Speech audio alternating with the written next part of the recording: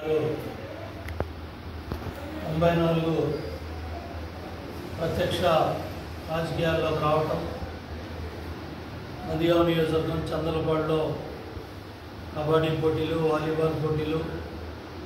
Telugu Desam party కార్యకర్తగా, నాయకుడిగా ఆయన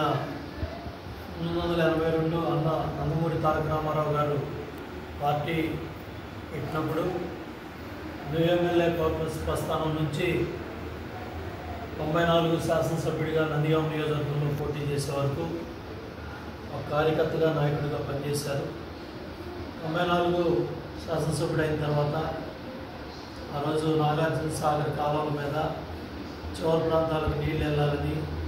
జిల్లా యంత్రాంగాన్ని, కలెక్టర్లని కాలువల మీద తిప్పి కాలువలో పూడికి తీపించి ఆ రోజు వేములపల్లిలో జన్మభూమి శ్రమదానం కాన్సెప్ట్లో చంద్రబాబు నాయుడు గారు 95 సెప్టెంబర్ 1 ముఖ్యమంత్రిగా ప్రమాణ స్వీకారం చేసిన తర్వాత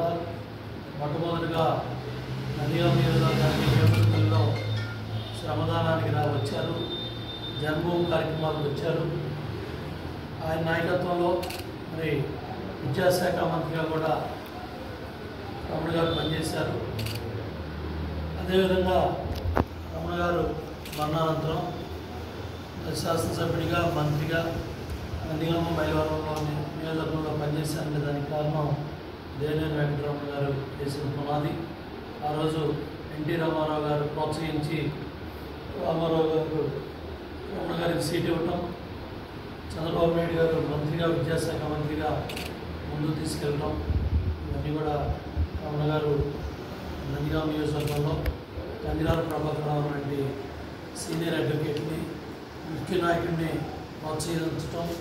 తర్వాత నందిగామ నియోజకవర్గం నుంచి తంగిరాల ప్రభాకర్ రావు గారు శాసనసభ్యుడిగా గెలవటం, తర్వాత తంగిరాల స్వామి గారు ఆ ప్రాంతం నుంచి ఈరోజు శాసనసభ్యులుగా ఉంది. ఏదేమైనప్పటికీ కూడా రమణ గారు చూపించిన చొరవ, స్ఫూర్తి పేదవాళ్ళకి ఇల్లు కట్టడంలో కానీ, వరదలు వచ్చినప్పుడు, తుఫాను వచ్చినప్పుడు, కృష్ణానది వరదలు వచ్చినప్పుడు ఈ ప్రాంతాల్లో